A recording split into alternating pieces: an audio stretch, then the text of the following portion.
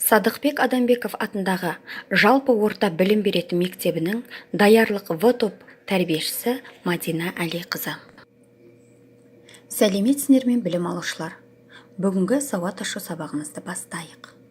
Біз балдырған баламыз, құстай қанат қағамыз, дүниені аралап, оқып білім аламыз деп балалар сабағымызды жақсы көңіл күймен бастайық. Балалар, кәне өткен сабақта қайталап өтейік. Дыбыс дегеніміз не? Дыбыстар нешеге бөлінеді? Әріп деп нені айтамыз? Әріпті біз не істейміз? Ал енді мен сендерге жұмбақ жасырайын. Тәтті көрсе бас салар, айнымайды баладан. Өбілкен боп жасқанар, кіп-кішкентай арадан. Әрине балалар, жұмбақтың жауабы аю. Демек біз бүгін ю дыбысымен әріпімен танысамыз. Сабағымыздың мақсаты ю дыбысын дұрыс атату, әріп таңбасымен таныстыру. Ал балалар, ю дыбысы дауысты дыбыс.